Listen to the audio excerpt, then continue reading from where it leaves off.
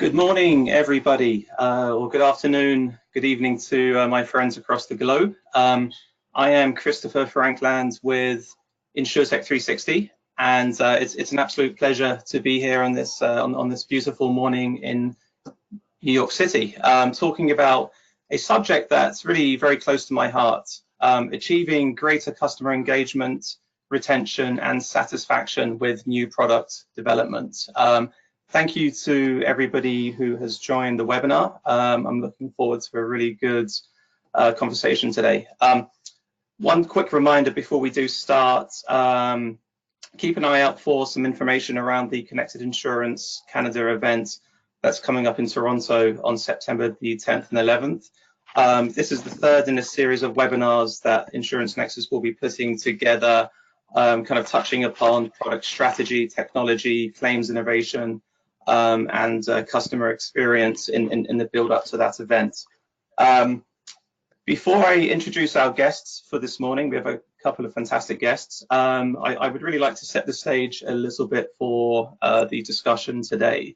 As a traditionally product-driven industry, there are many new opportunities to develop insurance products based not just on risk, but customer needs, lifestyles, and preferences. From flexible policies to usage-based insurance, new products promise greater customer engagement, enhanced customer retention, and sky-high customer satisfaction by really giving the customer what they actually want. This morning, we will be uncovering how product development can transform an insurance carrier into a customer-centric, service-driven organization. We will be exploring strategies across the product development process, including reframing to prevent risk, uncovering how the rise of IoT, sensors, and real-time data exchange can shift the insurance conversation to engaging customers around risk prevention, customer-driven product development, how to flip your product development process on its head, underwriting from the customer lifestyles first and risk second, and finally, delivering a better product experience, identifying how your product experience from research to purchase, claim to renewal can be streamlined and transformed to meet customer expectations. Before I do go on to introduce our guests for today, I just want to share a statistic from LIMRA that I recently came across. It's quite eye-opening. 48% of households in the United States are uninsured or underinsured with life insurance. So that's almost half of all households have a life insurance need gap, close to 60 million households. What that represents in the insurance industry is a $12 trillion opportunity in the underinsured market that eventually will be swallowed up by competitors who can deliver a much better customer experience. Adding to that, there are roughly $340 billion of new life insurance needs entering the market each year. So for me, astonishing numbers, and really represents a fantastic opportunity for insurance companies to really kind of tap into underinsured markets with innovative products that are, really start to engage with customers of the future a bit more effectively. So on that note, I'm thrilled to introduce our two guests for this morning. We have Anna Fote with us, the Director of Digital Transformation Office with Sun Life Financial, and Manuel Azevedo Coutinho, Senior Innovation Manager at Fidelidad. Sadly, our other guest, Fernando Moreira, the SVP of Global Insurance, Scotiabank, was unable to attend. However, his comments will be recorded and added to the recording of this webinar, which will become available once things wrap up here. So the format for today, we will be kicking off with Anna. I'm going to give a quick intro for Anna, and then she will follow on with her remarks.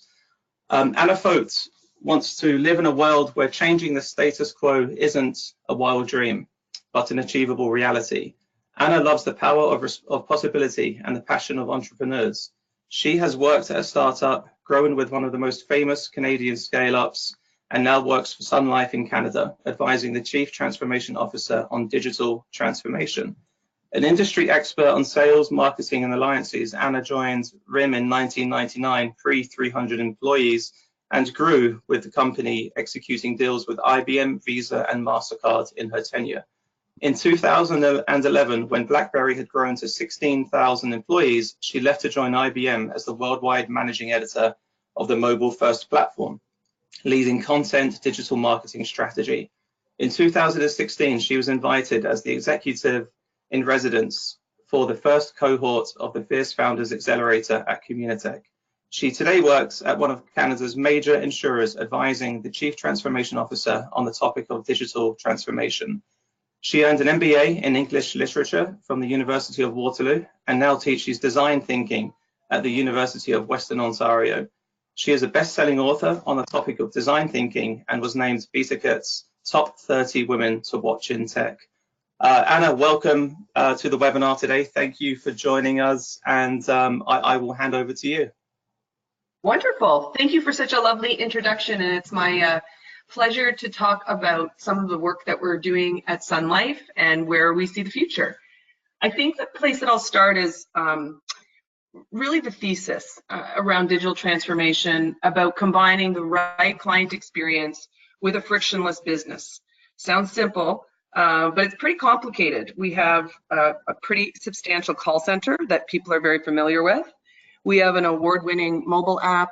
We are getting much more mature in some IoT technology.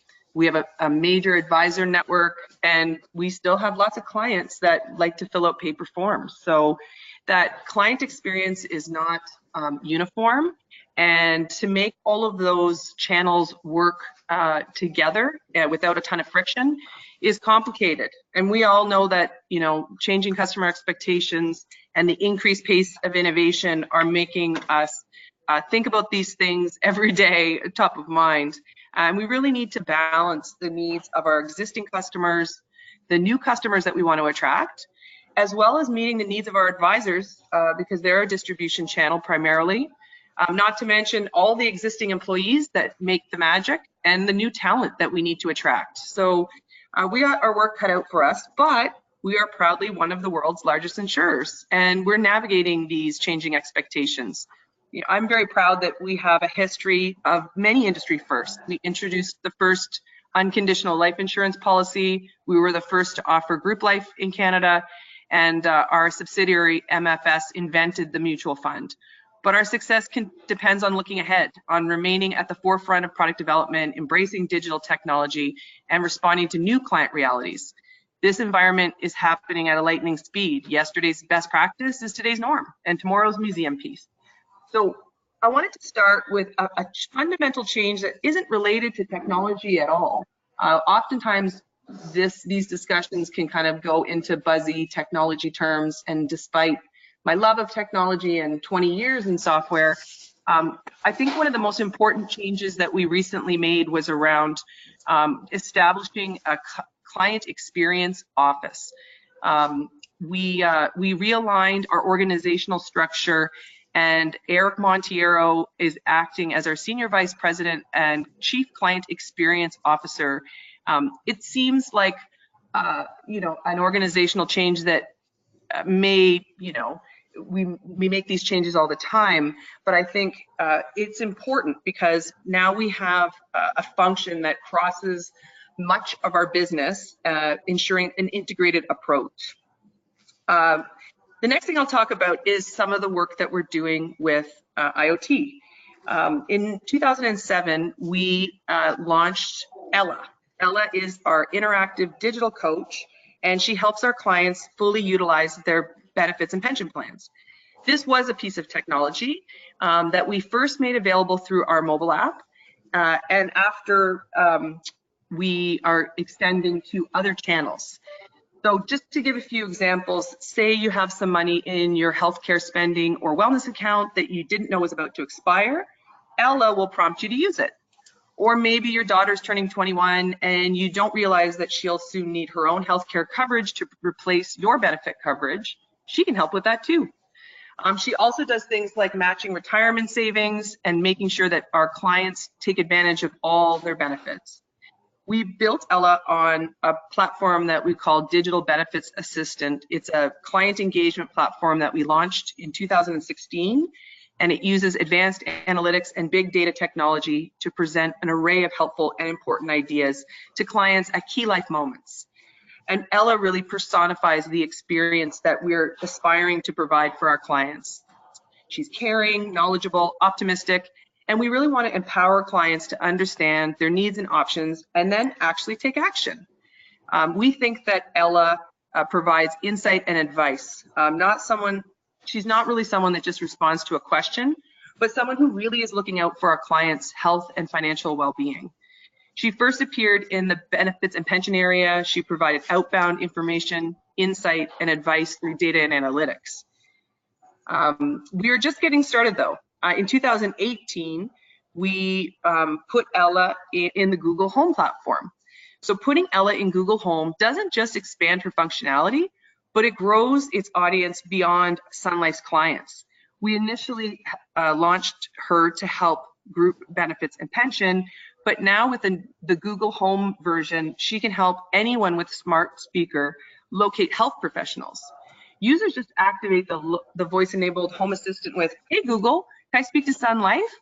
And you can use Ella to locate nearby dentists or massage therapists. The search function is steered by more than 100,000 ratings issued by Sun Life clients. And we ask all our clients to rate their healthcare practitioners when they file a claim through our mobile app.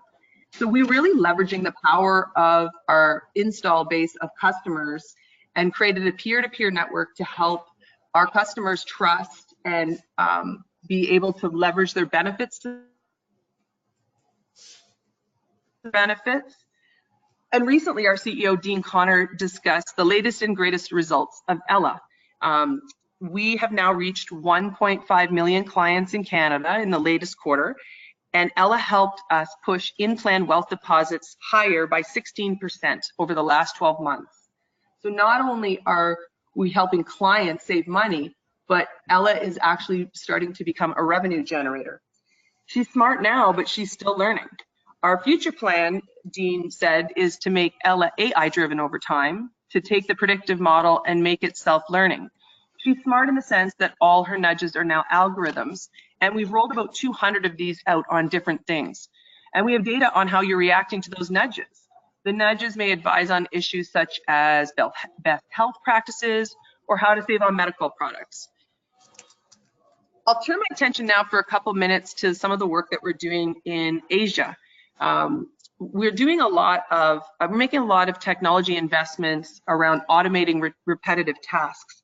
That really is boosting a lot of efficiency. And all these things are tied around our philosophy, which is essentially becoming the easiest to do business with, to be proactive in problem resolution, and establishing proactive contacts with clients. We are ensuring that we are capturing interactions across all channels, from a client interacting with advisors, call centers, and our mobile app to guarantee that all of these functions are in sync.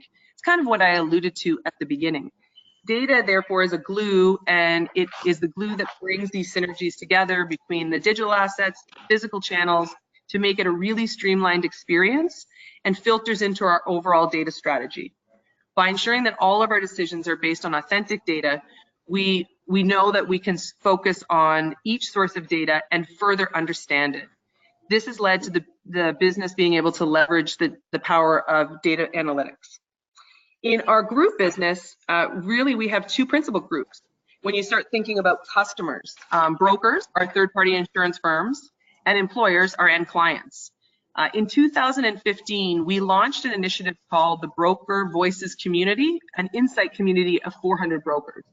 So not only do we know it's important to listen to our clients, but we also need to listen to our advisors. Brokers now have a direct two-way channel to connect with us, and it gives us the chance to know brokers and understand how their expectations of us are changing.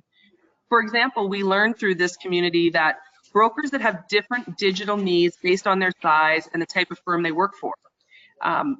as a result, we started looking at ways that we could help mid-sized brokers that may not have the digital resources that their clients expected. And late last year, we announced a really exciting investment and strategic relationship with Rise People. Rise is Canada's first and only all-in-one HR, payroll, and benefit administration solution. We're collaborating to bring new digital connections and services to forward-looking businesses across the community. The Rise platform masters the complexities of managing employers' administration needs, HR, time tracking, payroll, and benefits administration all in one single system. We really believe that this offers choice, convenience, personalization to employees, while also significantly reducing employer cost.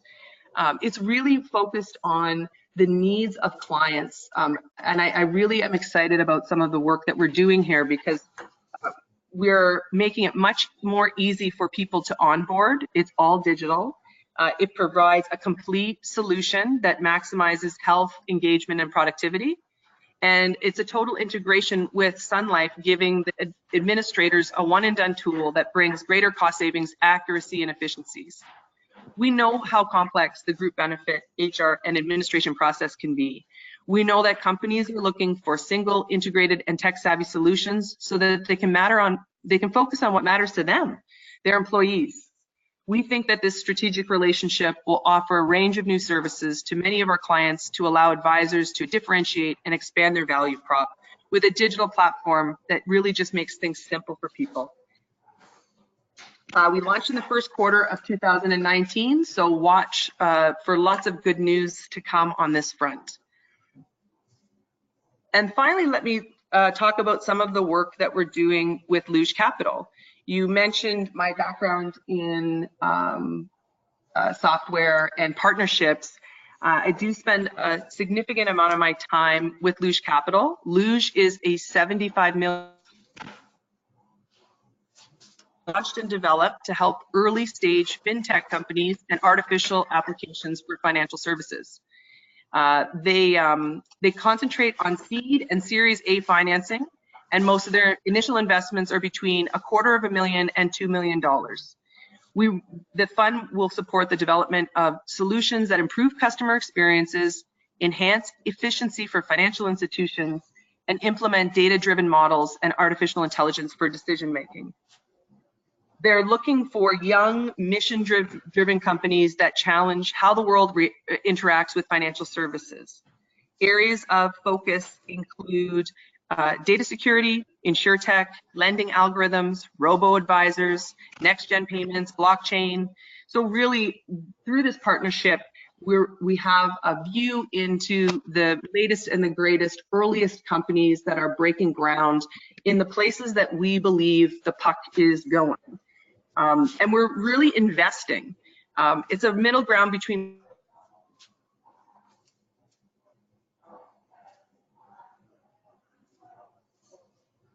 for us as a person, a company out looking and spending an enormous amount of time with some of the most innovative and interesting companies, figuring out ways that we might partner with some or all of those companies, either to license or to partner with them.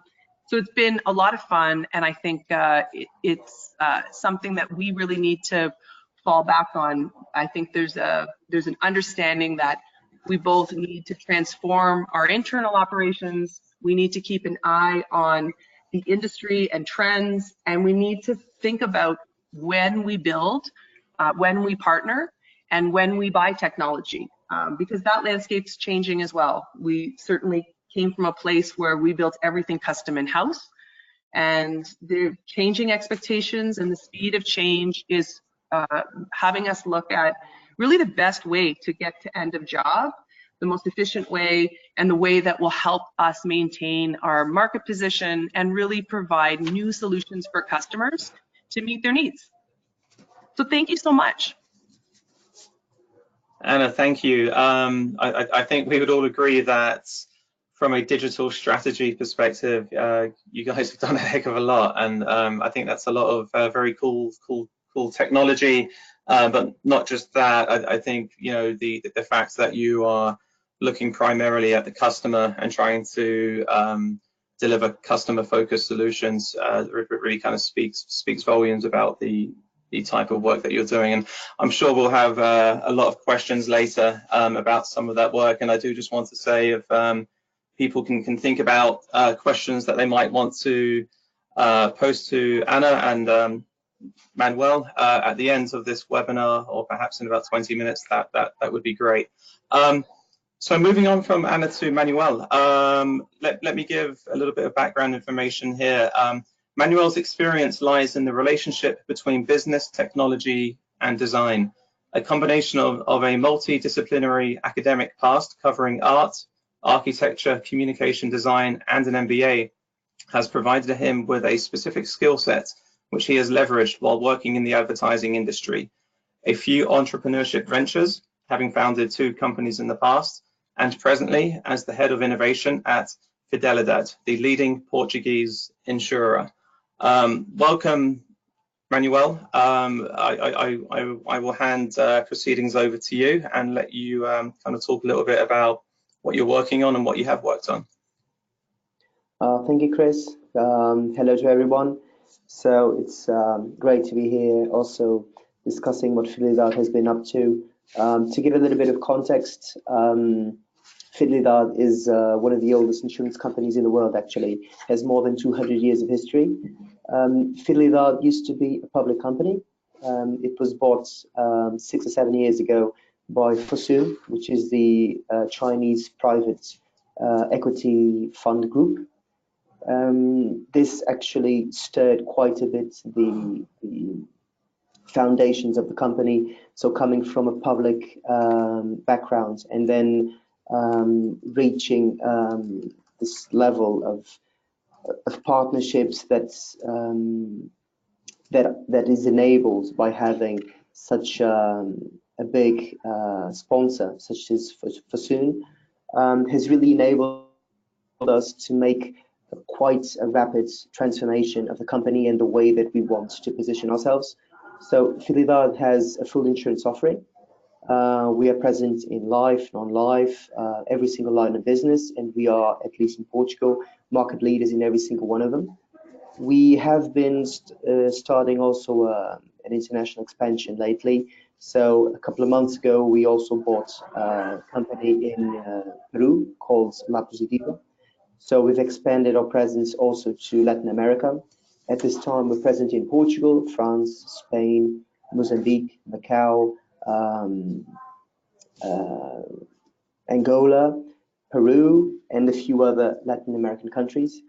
So to give a little bit of context of how this all started, so this department of innovation and transformation was actually founded also roughly 2 years ago. So it's also been quite a tumultuous journey to end a very high speed and high intensity learning experience. So insurance, the insurance context is not a particularly easy context to work in terms of innovation. We've actually established our own methodology in terms of how we tackle this context. So we have a 3E strategy. So the first one is engage. So we want to engage with our clients through an ecosystems approach. The second one is we want to explore new business models. So we believe that innovation is also present when you do things differently. And then finally is experiment with technological enablers. So this is the wrap up that allows us to actually pinpoint the areas where we would like to explore. So starting a little bit with the first topic, which is the rise of IoT. So we've actually done quite a few initiatives regarding IoT. We don't have presently a product in the market, but we've tested quite intensively the solutions, and we've had a lot of time thinking of value propositions that would make sense in this context. So we think that insurers must adapt and develop new relationships and touch points with their clients. So it's not only moving from a reactive to a preventive posture, but it's also complementing and or expanding offers to other services which might connect to the insurance business somehow. So I think insurers are quite an artistic bunch. So listening to the client has not been a traditional method of defining a strategy. So for example, I do this test a few times. So I ask a friend of mine to name me 3 coverages from his home insurance policy, and it's quite common that he's not able to say at least one. So we believe that IoT has the potential to complement and strengthen the value proposition of a home insurance policy by providing useful and contextualized information to the clients, and also by opening a communication bridge with us, the insurer.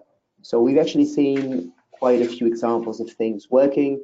So we also have an area inside our innovation department that is focused on finding and analyzing startups. So we've looked at companies, for example, like Neos, that offer this sort of value proposition. So they have the insurance and the IoT sensors kind of working hand in hand and creating a complementary value proposition.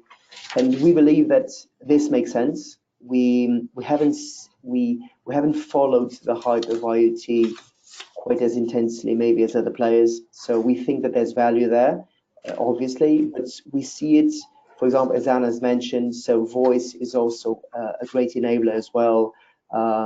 We've also tested a few things in terms of blockchain, but we also believe that the real value can come from complementary services.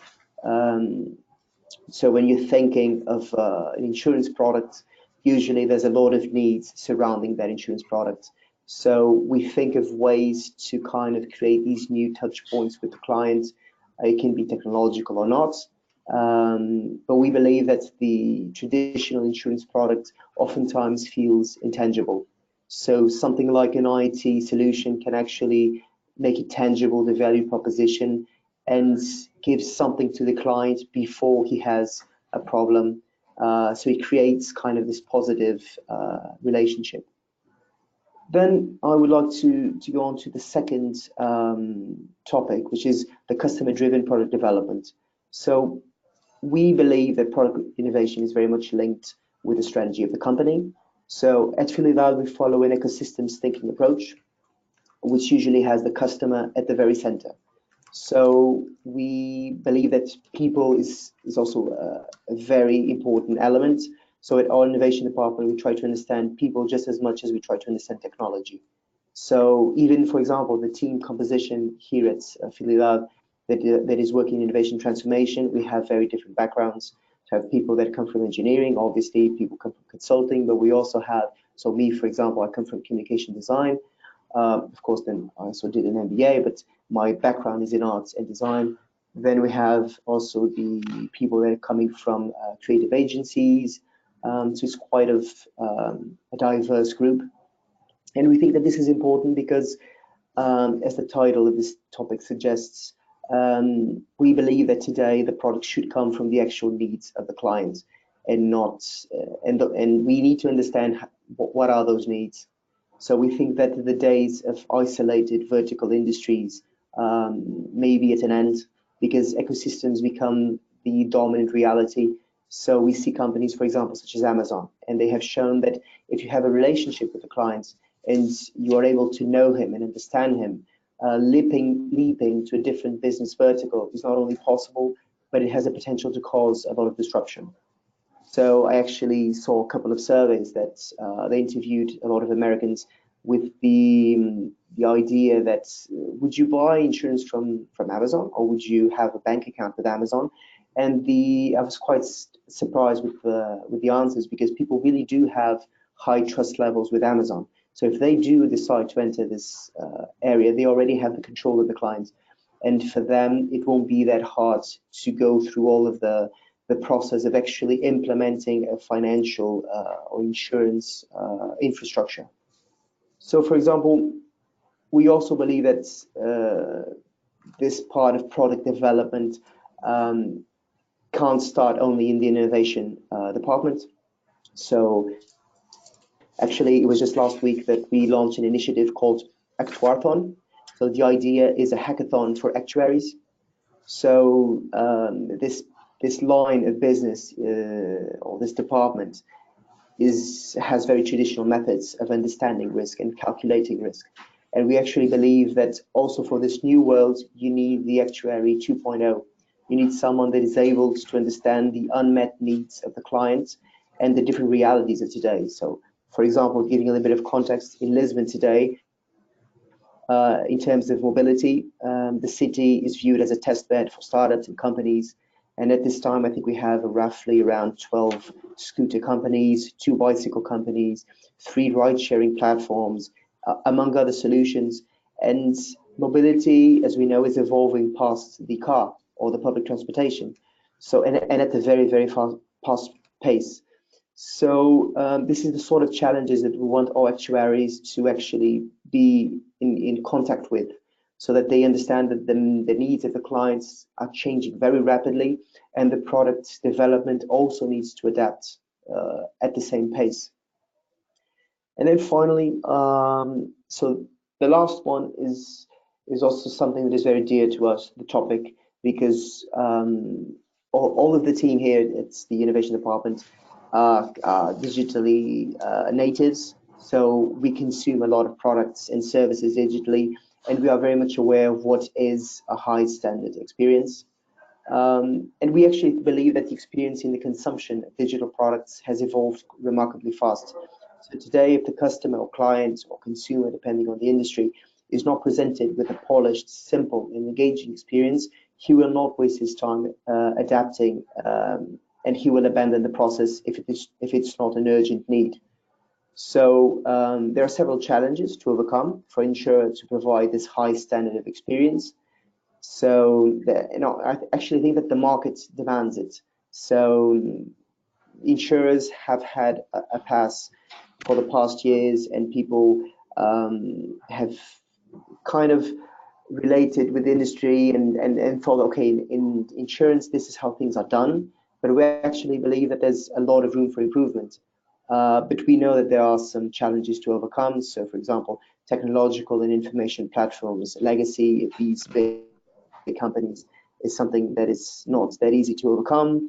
Then, of course, we have regulation. If you want to communicate a product in a certain way, sometimes it's not that easy to get an approval from a legal standpoint. So what we see, well, we're very aware of how the market is changing. So we see startups such as Lemonade and how they position themselves, sort of the experience that they provide, the policy 2.0 that they also have developed in terms of open source, open innovation is something that makes a lot of sense to us as well. And we're actually trying to incorporate in the projects that we're doing a user experience that is compatible with someone that has just requested an Uber and then changes to an insurance context somehow, and the experience doesn't falter. So this is also something that we're very passionate about, the experience. And we believe that these challenges of adapting also traditional products in order to match the needs of the clients that think differently. So now we have this big segment, which is millennials, and maybe they will start to enter this stage where insurance starts to become something that they're concerned about. But this segment is a bit different from the one that preceded it. So it's very digital and wants a lot of flexibility. So we're also aware that this sort of segment would like to have a solution that is as flexible. So for example, something on demand that they can turn on and off whenever they want, or pay per use. So we think that this is also just as innovative as different as cutting edge technologies. So just to wrap things up, I think right now we have roughly around 5 different value propositions that we're developing. So we don't focus on the insurance as the anchor for the project. We think that of a value proposition as a whole, and then insurance is also embedded in this value proposition. We're doing roughly 4 to 5 pilots, and we are actively researching, I think, roughly around 100 or 120 trends. And they can be technological trends, they can be cultural trends, so they vary a lot. And just to finish off, I think that the what I can pass on, which is what we're feeling in terms of what's the challenge ahead, is I think we're dealing with 21st century technologies, but we're dealing with them with 20th century mindsets. And then we still have to deal also with 19th century institutions to be able to implement them. So I think this is the real challenge behind the whole innovation inside the insurance context. But we're looking at it very positively, and we're actually seeing a lot of change. And it's been a very interesting journey, which we hope to also share in a couple of months with a couple of projects that will be launching. So also stay tuned for the project innovations that is coming ahead. Thank you. Manuel, thank you so much. I think to kind of echo Anna's thoughts and your comments, obviously you are both doing a lot of tremendously innovative work in this space, and predominantly looking at the customer experience and thinking about how to kind of drive customer interaction around their policy, and how to more effectively engage with customers moving forwards. We do have some questions from the audience. Before I kick into those, I would like to ask both of you very quickly, from a customer innovation perspective. And Anna, I know your background has some design thinking in there, and Manuel, you kind of talked a little bit about your arts background. I'm a joint computer science and history major, so I totally understand the kind of how the EQ emotional part of this ties into the customer experience. But I did wonder how much of what you're doing from the innovation side, how much are you looking at kind of customer journeys, customer journey mapping, and how much are you thinking about the customer experience through kind of design thinking principles? And that's open to both of you. Sure. Would you like to start? Oh, sorry. Yeah, sure. I was just going to mention we're actually doing a lot and increasingly, and it's such a delight to see the light bulb come on for people when they really and truly get it. So we have a design lab inside Sun Life. They do tremendous work, and they really liaise with a lot of the business units when they have challenges, concerns, questions, new ideas they want to ideate around. They have a very defined process, and they come in and they work with those groups to help them along. They're connected with a lot of our insights and research. So they're really that central hub that allows design thinking to take hold. And I was just speaking to that group this week, and they are desperately trying to get more resources, because I think once people drink the Kool-Aid, or lemonade, as the case may be, they totally understand the value in it. So it's a great problem to have a, we're trying to build capacity.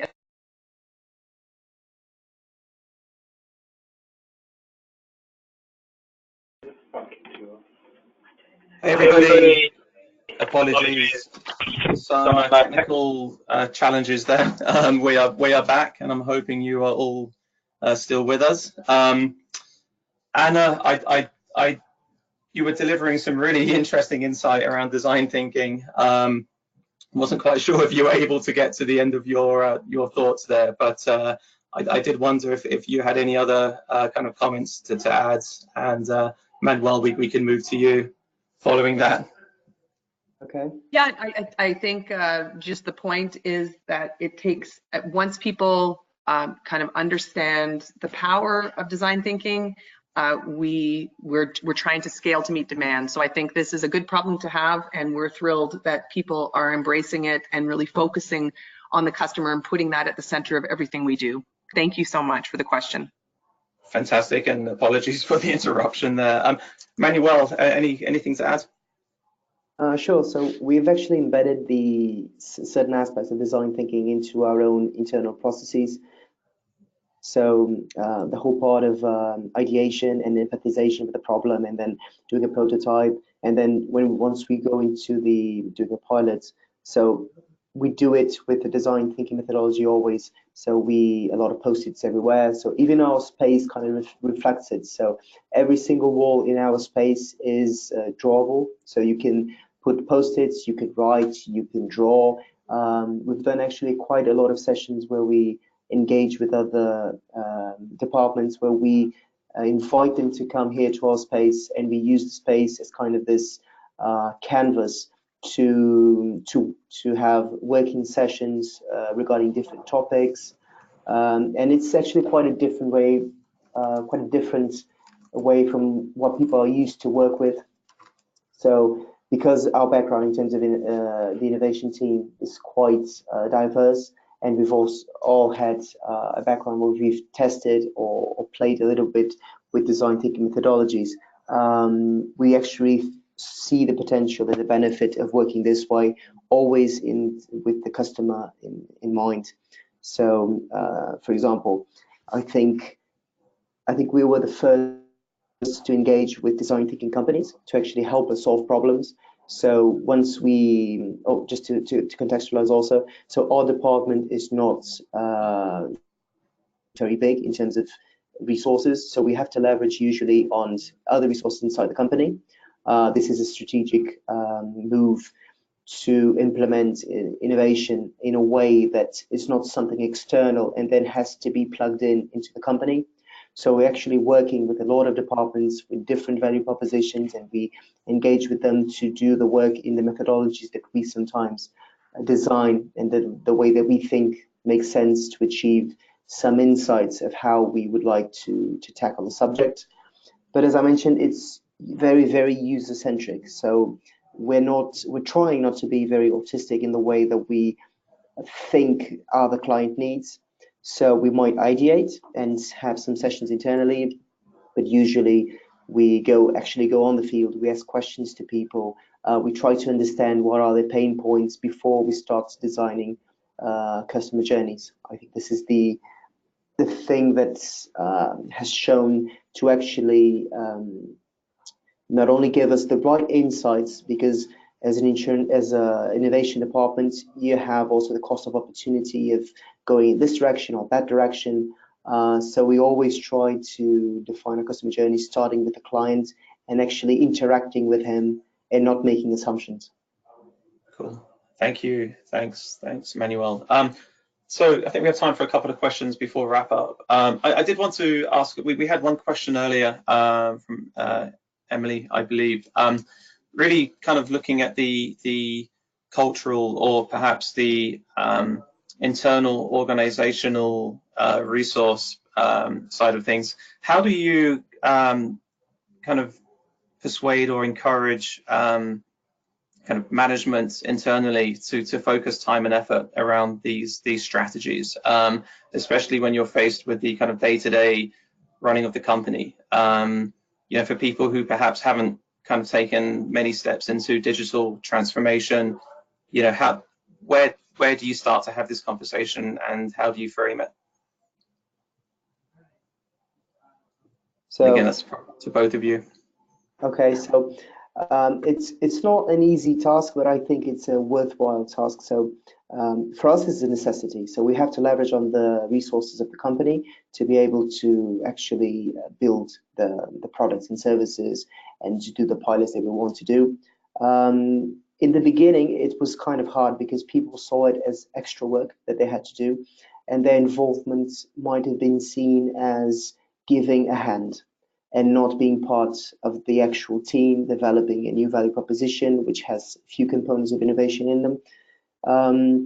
But I think slowly people are seeing that the way that we're trying to position the new product development and new services and our strategy in general, I think it makes sense to them. So if you're able to communicate where you're going and actually not just engage with other people and other resources trying to get something from them, but actually share the vision. So tell them that this is the way that makes sense. And we're seeing that the more time and effort we put in actually telling people why we're trying to do what we're trying to do, we're getting also this this feedback that people are also kind of aligning themselves and identifying with how we're thinking.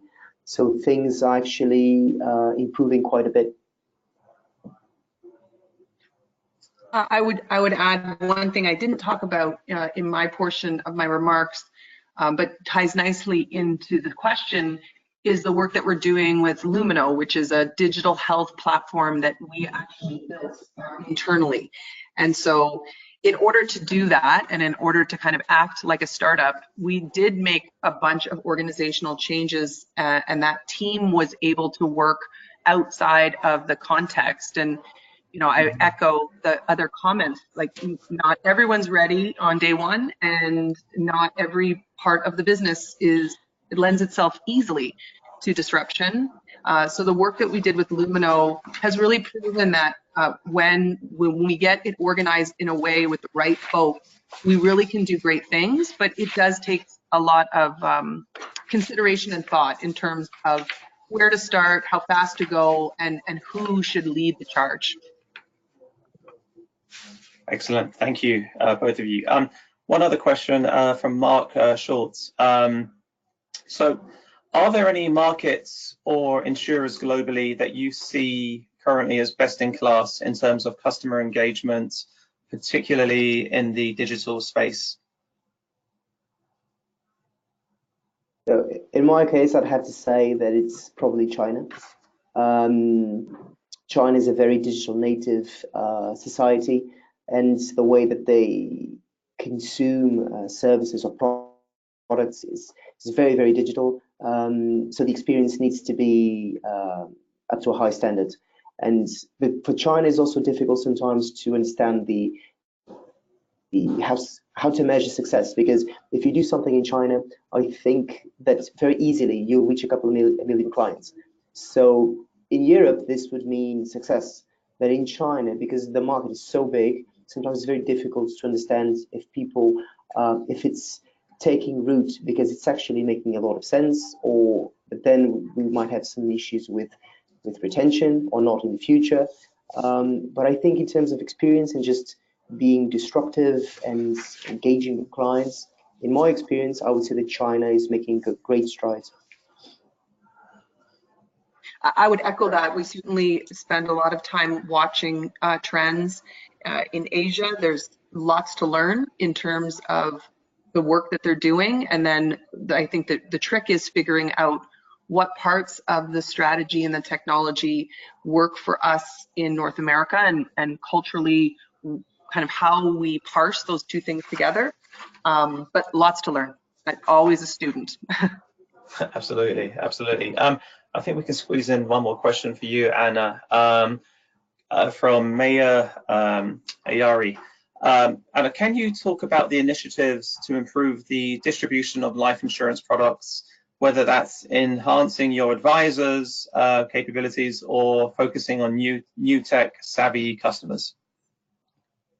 Sure. So we're certainly doing both of those things. There's work underway to help our advisors that are struggling with digital tools. And I did speak at length about the work that we're doing with Rise People, which really is a very different distribution strategy. It's taking a look at a company that is a digital native company that started with payroll as their core product offering, and taking a look at that customer base. So small to medium enterprise, companies that perhaps don't have an HR resource, they probably aren't directly connected with advisors.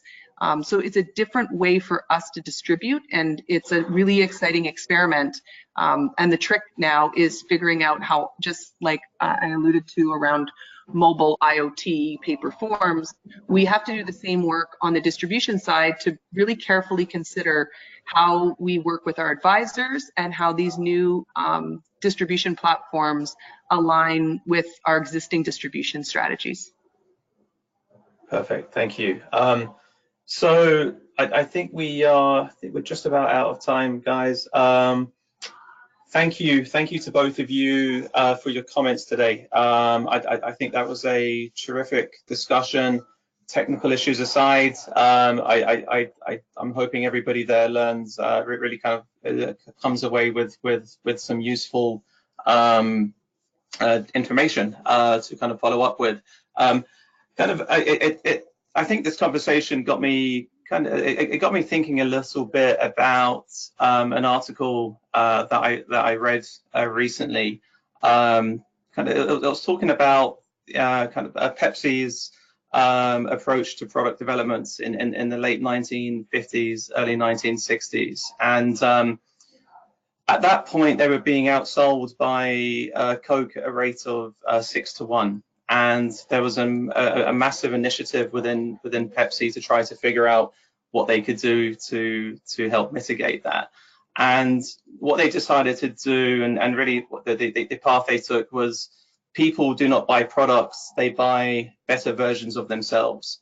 And at that time, what that shifted towards was really, attracting a new group of customers, and focusing more on, people buying products because of what those products can do as part of their life journey. And that group of customers went on to be known as the the Pepsi generation. So I think that what we're seeing in the insurance space today, and Anna and Manuel, I think what you've really covered in detail there is really this shift towards removing the friction from the insurance experience, looking at building and delivering products which are really tailored towards the customer needs of the future. And from the innovation side, and I hope that people listening can really take this back to the managers, or at least think internally more around innovating within the company, and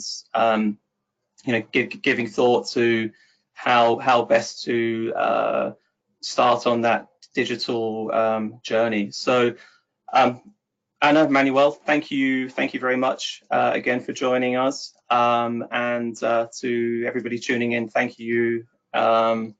Enjoy the rest of your day. Cheers. Thank you, Christopher.